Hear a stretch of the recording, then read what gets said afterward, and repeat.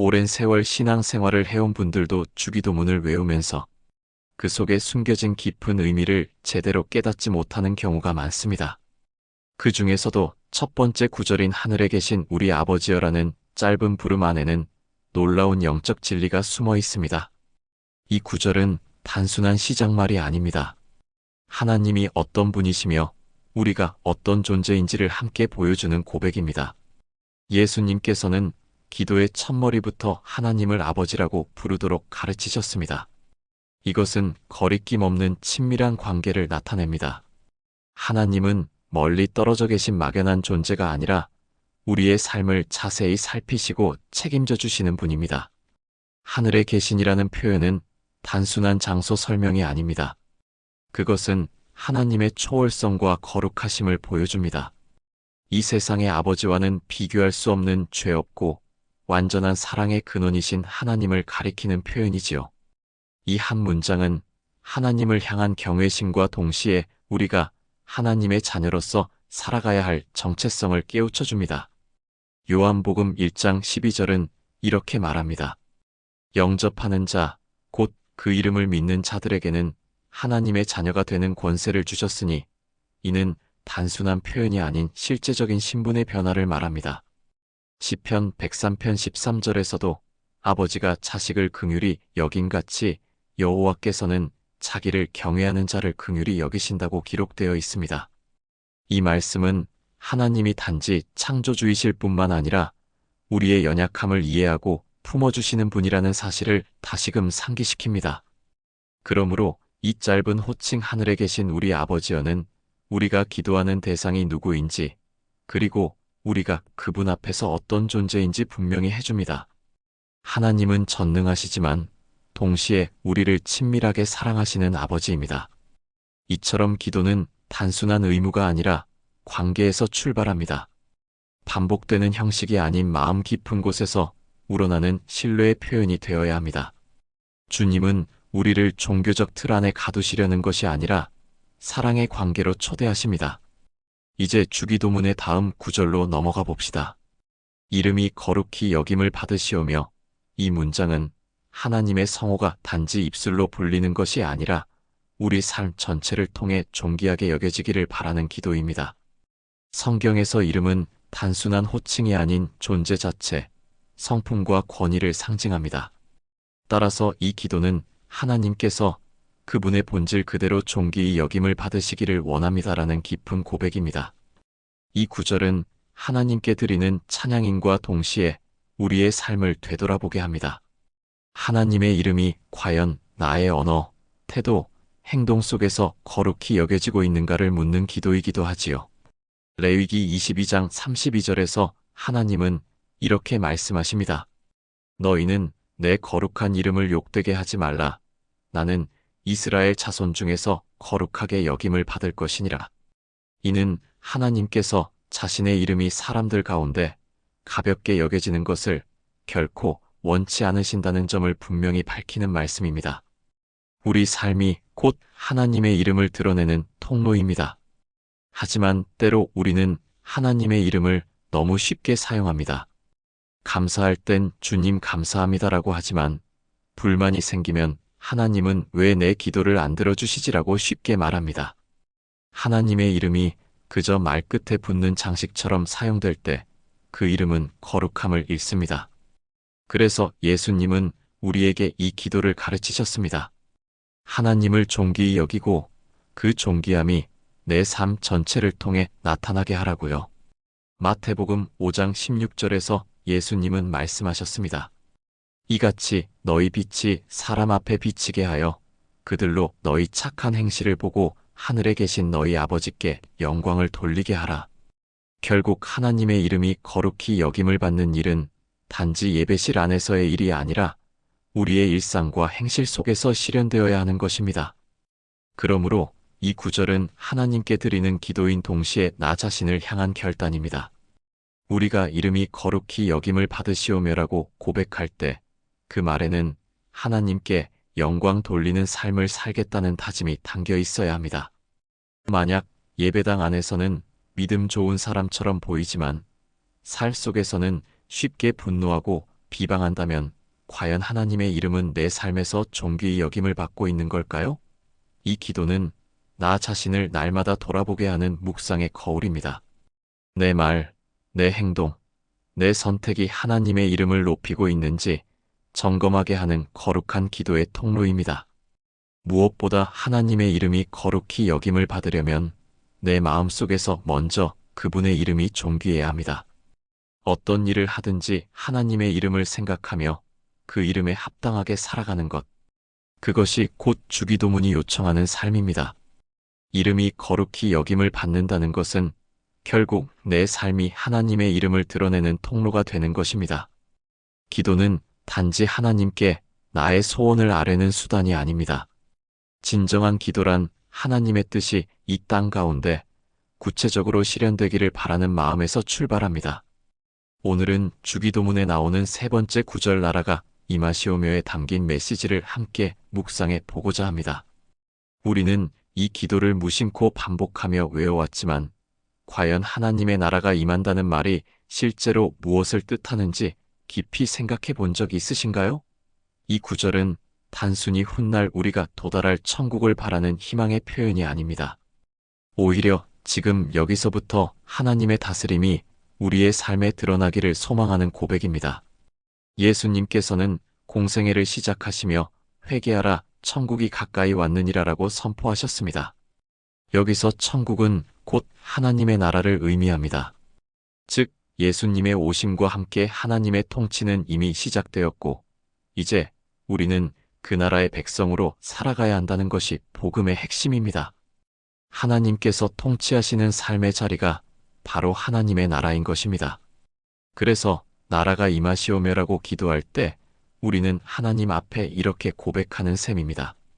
주님, 제 생각이 아니라 주님의 뜻이 저를 이끌게 하소서.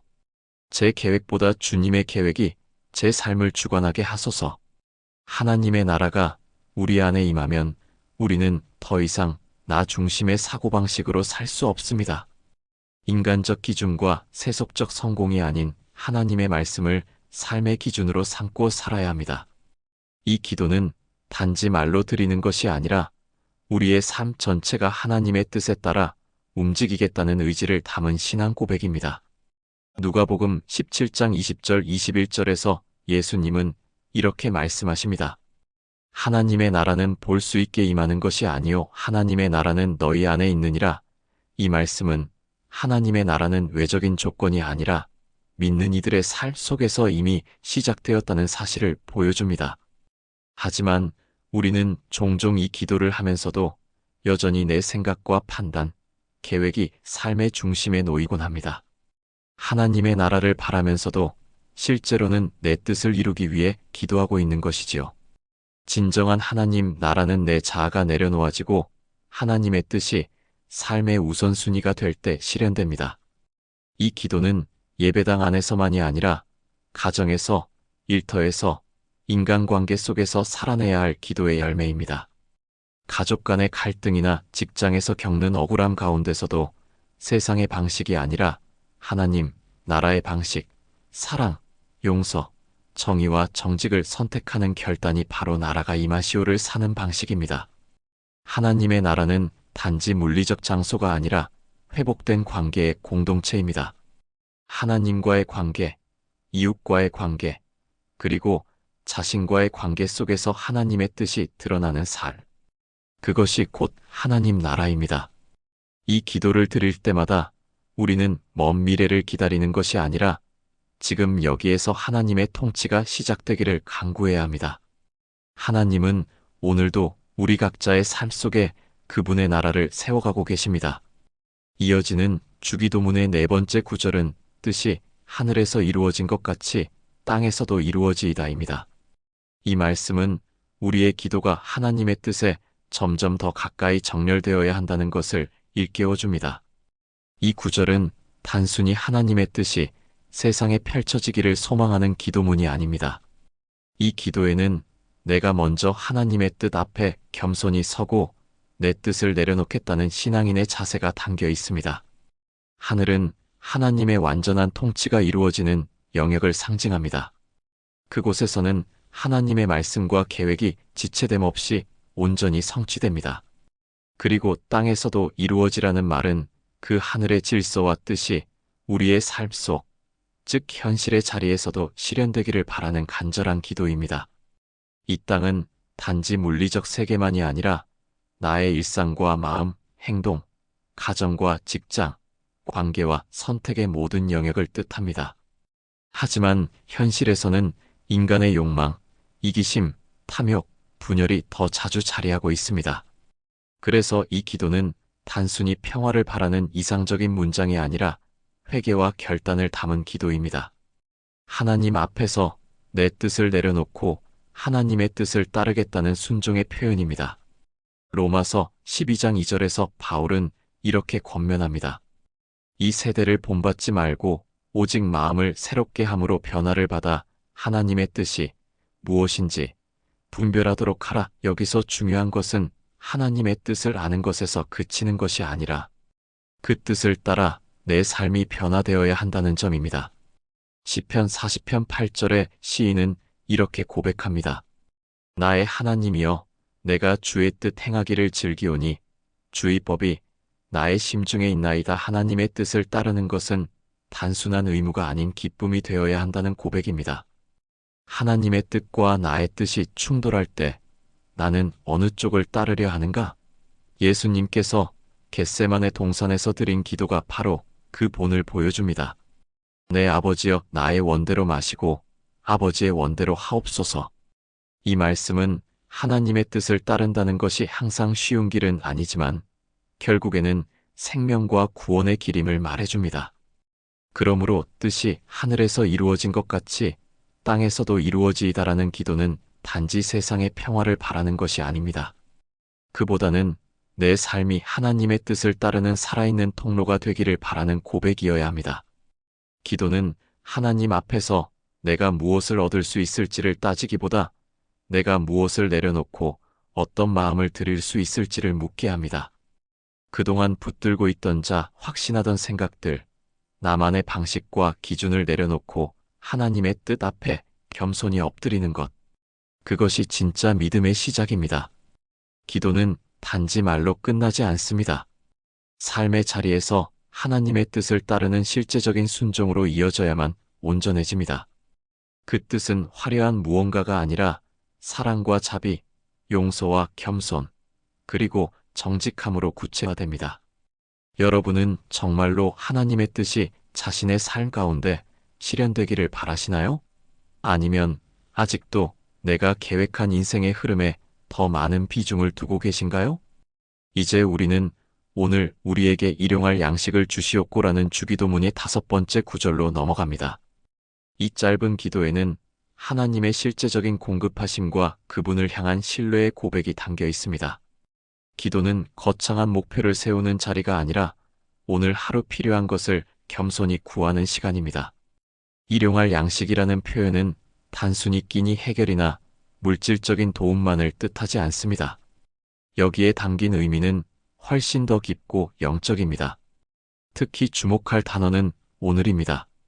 예수님은 기도의 자리에서도 미래보다 오늘을 바라보라고 하셨습니다. 내일을 위한 걱정에 사로잡히기 쉬운 우리에게 하나님께서 지금 이 순간에 주시는 은혜에 집중하라고 하신 것입니다. 또한 일용할이라는 단어의 헬라어 원어는 그날 필요한 만큼을 의미합니다.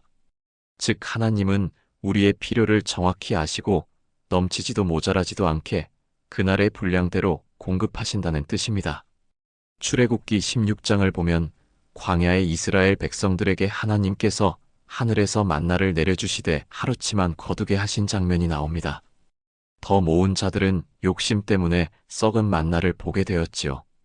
이 사건은 하나님의 공급은 지금 필요한 만큼이라는 교훈을 줍니다. 시편 34편 10절은 이렇게 고백합니다. 젊은 사자는 궁핍하여 줄일지라도 여호와를 찾는 자는 모든 좋은 것에 부족함이 없으리로다. 하나님을 전심으로 의지하는 자는 결코 버려지지 않는다는 약속입니다. 중요한 것은 하나님께서 주시는 것은 우리가 원하는 것이 아니라 필요한 것이라는 점입니다. 그분의 관점에서 가장 적절한 것을 허락하시는 것이지요. 예수님은 마태복음 6장에서 우리가 먹고 마시고 입는 것에 대해 염려하지 말라고 하셨습니다. 너희 하늘 아버지께서 이 모든 것이 너희에게 필요한 줄을 아시느니라. 그런즉 먼저 그의 나라와 그의 의를 구하라. 그리하면 이 모든 것을 너희에게 더하시리라고 하셨습니다. 이 기도는 우리의 시선을 내일이 아닌 오늘로, 내 욕구가 아닌 하나님의 뜻으로 돌려놓습니다. 하루의 은혜에 감사하며 살아가도록 우리를 인도하는 기도입니다. 우리 삶의 리듬은 점점 더 빠르고 불안정해지고 있습니다. 하지만 이 짧은 기도는 우리를 잠시 멈추게 합니다. 오늘 받은 생명, 오늘 먹은 식사, 오늘 함께하는 사람들, 그 모든 것이 하나님의 선물임을 기억하게 합니다. 여러분은 지금의 삶에 감사하고 계신가요? 아니면 아직 오지 않은 내일을 염려하며 오늘을 놓치고 있지는 않으신가요? 하나님은 오늘 필요한 은혜를 충분히 주시는 분이십니다. 이제 우리는 주기도문의 6번째 기도인 우리가 우리에게 죄 지은 자를 사하여 준 것 같이 우리 죄를 사하여 주시옵고를 함께 묵상합니다. 이 구절은 용서에 대한 기도입니다. 하지만 단순히 하나님, 제 죄를 용서해 주세요라는 내용에 그치지 않습니다. 저도 남을 용서했으니 주님도 저를 용서해 주십시오라는 대담한 고백이 함께 담겨 있습니다. 더 나아가 이 기도는 우리에게 책임을 부여합니다. 내가 누군가를 용서하지 않는다면 하나님도 나를 용서하지 않으셔도 된다는 조건이 붙는 것이지요. 예수님께서는 주기도문 후속 설명에서도 이 점을 분명히 하셨습니다. 마태복음 6장 14절 15절에서 너희가 사람의 잘못을 용서하면 너희 아버지께서도 너희 잘못을 용서하시겠지만 용서하지 않으면 너희 아버지께서도 너희를 용서하지 않으실 것이라고 경고하셨습니다. 용서는 단지 상대를 위한 행위가 아닙니다. 무엇보다도 나 자신을 자유롭게 하는 열쇠입니다. 누군가를 미워하고 있을 때 사실 그 사람보다 더 갇혀 있는 건 나 자신의 마음입니다. 하지만 용서가 이루어지는 순간 우리는 억눌렸던 감정으로부터 해방될 수 있습니다. 시편 32편 1절은 이렇게 말합니다.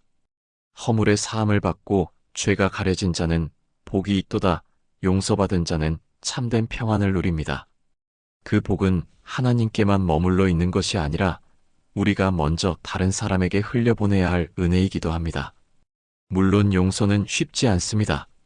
오랜 상처와 아픔, 배신의 기억이 마음을 붙잡고 있을 수 있습니다. 그럴 때마다 우리는 십자가 위에서조차 저들을 사하여 주옵소서라고 기도하신 예수님을 기억해야 합니다. 예수님의 용서는 이론이 아니라 행동이었고 고통 가운데 드러난 하나님의 사랑이었습니다. 이 기도는 그 사랑을 우리도 실천하겠다는 결단입니다.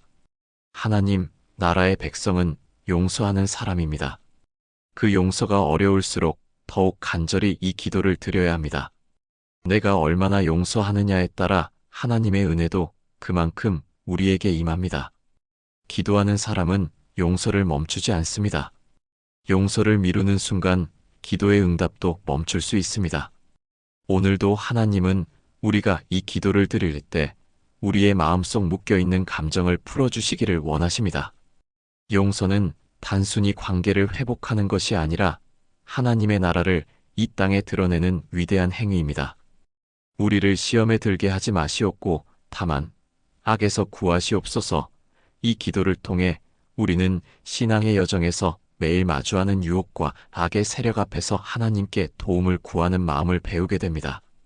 인생은 선택의 연속입니다. 매 순간 우리는 하나님의 뜻에 따를지 혹은 자기 욕심이나 세상의 가치에 흔들릴지를 선택해야 하는 기로에 놓입니다. 주님이 가르치신 이 기도는 단순히 시험을 피해가게 해주세요라고 말하는 것이 아닙니다. 현실의 삶 속에서는 시험과 유혹을 완전히 피할 수 없기 때문입니다. 오히려 이 기도는 시험이 닥쳤을 때 우리가 그것에 빠지지 않고 유혹 앞에서도 믿음을 지킬 수 있도록 하나님의 손을 붙들게 해달라는 간절한 요청입니다. 성경은 시험을 두 가지로 설명합니다. 하나는 하나님께서 우리의 믿음을 성장시키기 위해 허락하시는 연단의 시간이고, 다른 하나는 사탄이 우리의 약점을 파고들어 넘어뜨리려는 유혹의 공격입니다. 고린도전서 10장 13절에서 바울은 이렇게 말씀합니다. 사람이 감당할 시험 밖에는 너희가 당한 것이 없나니 시험 당할 즈음에 또한 피할 길을 내사 너희로 능히 감당하게 하시느니라. 이 말씀은 시험이 없을 것이라는 보장이 아니라 어떤 상황에서도 우리가 감당할 수 있도록 하나님께서 길을 마련해 두셨다는 약속입니다. 다만 악에서 구하시옵소서라는 구절은 그 시험의 이면에 존재하는 악한 세력, 곧 사탄의 영향력으로부터 지켜달라는 간절한 기도입니다. 성경은 사탄을 단순한 개념이 아니라 실제로 역사하는 존재로 설명합니다. 예수님께서도 광야에서 사탄의 시험을 받으셨고 그때마다 하나님의 말씀으로 대응하셨습니다. 사람이 떡으로만 살 것이 아니요 하나님의 입으로부터 나오는 모든 말씀으로 살 것이라. 말씀이야말로 우리가 악과 맞설 수 있는 가장 강력한 무기입니다. 이 기도는 단지 위험을 피하고 싶다는 소극적 기도가 아닙니다. 우리의 중심을 하나님께로 다시 고정시키고 영적 전쟁 가운데서 하나님의 보호 안에 거하고자 하는 적극적인 믿음의 선언입니다. 시험은 자주 우리의 자아가 중심일 때 틈을 탑니다. 자존심이 앞서면 분노가 일어나고 욕망이 중심이 되면 유혹은 더 달콤해지며 감정에 이끌릴 때는 진실이 왜곡되기 쉽습니다. 그렇기에 이 기도는 날마다 삶의 중심을 하나님께 되돌리는 영적 훈련입니다. 하나님은 단지 우리를 어려움에서 빠져나오게 하시려는 것만이 아니라 그 과정을 통해 더 단단한 믿음의 사람으로 세우기를 원하십니다. 이 구절은 영적 싸움의 한복판에서 드리는 기도입니다. 그리고 우리가 이 싸움을 혼자 하는 것이 아님을 기억하게 합니다. 하나님께서 함께 하시고 우리를 위해 싸우십니다. 나라와 권세와 영광이 아버지께 영원히 있사옵나이다. 이 구절은 주기도문의 마지막 문장이자 모든 기도의 마무리가 어디로 향해야 하는지를 분명히 보여줍니다. 많은 이들이 기도를 필요의 나열로만 이해하지만 예수님은 마지막에 분명한 찬양과 고백으로 기도를 끝맺게 하셨습니다. 우리의 삶은 언제나 하나님께로 돌아가야 합니다. 나라가 아버지께라는 고백은 하나님이 온 우주의 주권자이심을 인정하는 선언입니다. 세상의 통치자들, 인간의 제도들이 마치 모든 것을 좌우하는 듯 보일 때도 있습니다. 그러나 결국 다스리시는 분은 하나님 한 분이십니다. 권세가 아버지께라는 말은 모든 능력의 근원이 하나님께 있다는 믿음을 담고 있습니다. 인간은 때때로 자신의 지혜, 경험, 재산을 의지합니다. 하지만 참된 힘은 위로부터 내려옵니다. 하나님이 권세를 가지셨기에 우리는 두려움 없이 살아갈 수 있습니다. 영광이 아버지께라는 이 마지막 고백은 우리가 어떤 결과를 얻었든 그 모든 열매는 결국 하나님의 것이며 그분의 영광을 위한 것이어야 함을 가르쳐 줍니다. 역대상 29장 11절에 다윗의 고백은 이 기도와 절묘하게 맞닿아 있습니다. 여호와여, 위대하심과 권능과 영광과 승리와 위엄이 다 주께 속하였사오니 다윗은 이스라엘의 왕으로서도 자신이 아닌 하나님만이 주권자임을 고백했습니다. 또한 유다서 1장 25절은 이렇게 선언합니다. 곧 우리 구주 하나님께 우리 주 예수 그리스도로 말미암아 영광과 위엄과 권력과 권세가 영원 전부터 이제와 영원토록 있을지어다. 이 고백은 단순한 찬양 그 이상입니다. 내가 삶의 중심에서 물러서고 하나님께 주도권을 내어드리겠다는 헌신의 고백이자 삶의 방향을 다시 정렬하는 영적 서약입니다. 기도는 요청으로 시작하지만 찬양으로 마무리되어야 온전합니다. 세상이 흔들릴수록 우리는 이 한 문장에 붙들려야 합니다. 나라와 권세와 영광이 아버지께 영원히 있사옵나이다. 이 고백은 입술의 문장이 아니라 믿음의 방향입니다. 하나님이 다스리시고 그분께서 모든 것을 이루신다는 이 믿음이 있다면 우리는 어떤 상황에서도 담대하게 살아갈 수 있습니다. 아멘. 기도의 끝, 설교의 끝, 찬양의 끝. 우리는 늘 익숙한 한마디로 모든 영적 고백을 마무리합니다. 그러나 아멘이라는 단어는 단순한 습관적 결론이 아닙니다. 히브리어로 된 아멘은 진실하다, 확실하다, 틀림없이 그렇게 될 것이다라는 의미를 갖습니다. 즉, 우리가 아멘이라고 말할 때 그것은 나는 지금 드린 이 기도가 진리임을 믿습니다. 이 말씀이 반드시 이루어질 줄 믿습니다라는 믿음의 선언이 됩니다. 아멘은 단순한 동의가 아니라 전인격적인 신뢰의 응답입니다. 그것은 말로만의 그렇습니다가 아니라 삶으로도 내가 그렇게 살겠습니다라는 약속이 됩니다. 이 마지막 한마디는 기도의 내용에 책임을 지겠다는 우리의 다짐이며 하나님께 대한 전적인 신뢰의 표현입니다. 주기도문의 마지막을 아멘으로 마무리할 때 그것은 곧 우리가 하나님과 맺은 언약의 서명을 남기는 것입니다. 주님께 드린 이 모든 기도가 공허한 말이 아니라 실제로 우리의 삶에 뿌리내리기를 바라는 간절한 고백입니다. 아멘이라는 단어는 단순히 기도를 끝맺는 습관적인 표현이 아닙니다. 그 안에는 내가 드린 기도에 대한 책임과 확신이 함께 담겨 있습니다. 말로만 기도하고 끝나는 것이 아니라 그 고백에 따라 살아가겠다는 결단을 담은 응답입니다. 아멘은 하나님 말씀 앞에서 전인격적으로 그렇습니다라고 동의하는 태도이자 내 삶이 그 말씀에 따라 움직이겠다는 순종의 자세를 나타냅니다. 신명기 27장 26절에서 모세는 율법을 낭독하면서 이 율법의 모든 말씀을 실행하지 아니하는 자는 저주를 받을 것이라 할 것이요 모든 백성은 아멘할지니라라고 선포했습니다. 여기서 아멘은 단순한 수긍이 아니라 이제 그 말씀을 따라 살겠습니다라는 믿음의 맹세입니다. 또한 고린도후서 1장 20절에서 바울은 이렇게 기록합니다. 하나님의 약속은 얼마든지 그리스도 안에서 예가 되나니 그런즉 저로 말미암아 우리가 아멘하여 하나님께 영광을 돌리느니라. 이 구절은 아멘이 단순한 응답을 넘어 하나님의 약속이 내 삶에서 실현되기를 바라는 신실한 반응임을 보여줍니다. 결국 아멘은 마침표가 아니라 시작점입니다.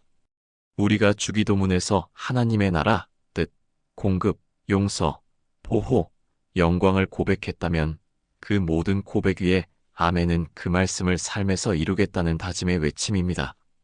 믿음은 말로만 완성되지 않습니다. 아멘은 책임 있는 신앙의 표현입니다.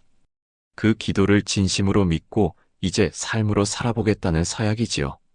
그래서 때로 아멘이라는 한마디가 부담스럽게 느껴질 수도 있습니다. 하지만 그 무게감이야말로 성숙한 믿음의 흔적입니다. 지금까지 우리는 주기도문의 각 구절을 따라가며 그 안에 담긴 영적 진리를 함께 묵상했습니다. 첫째, 하늘에 계신 우리 아버지여에서는 하나님의 자녀로서의 우리의 정체성을 확인했고, 둘째, 이름이 거룩히 여김을 받으시오매를 통해 하나님의 거룩하심이 우리 삶을 통해 드러나야 함을 나누었습니다. 셋째, 나라가 임하시오며에서는 하나님의 다스림이 내 삶의 주인이 되시기를 구했고, 넷째, 뜻이 하늘에서 이루어진 것 같이 땅에서도 이루어지이다에서는 하나님의 뜻 앞에 내 뜻을 내려놓는 순종을 배웠습니다. 다섯째, 오늘 우리에게 일용할 양식을 주시옵고는 매일의 필요를 겸손히 구하며 하나님을 신뢰하는 마음을 되새겼고, 여섯째, 우리가 우리에게 죄 지은 자를 사하여 준 것 같이 우리 죄를 사하여 주시옵고는 용서가 신앙생활의 중심이 되어야 함을 확인했습니다. 일곱째, 우리를 시험에 들게 하지 마시옵고 다만 악에서 구하시옵소서에서는 유혹의 때에도 하나님께 의지하며 살아가야 함을 고백했고, 여덟째, 나라와 권세와 영광이 아버지께 영원히 있사옵나이다를 통해 기도의 끝은 언제나 하나님께 영광을 돌리는 찬양으로 마무리되어야 함을 함께 나누었습니다. 그리고 이제 마지막으로 아멘이라는 이 한마디는 그 모든 고백을 내 삶에 실천하겠다는 믿음의 서명과도 같습니다. 기도는 여기서 끝나는 것이 아니라 이제부터 시작되는 것입니다.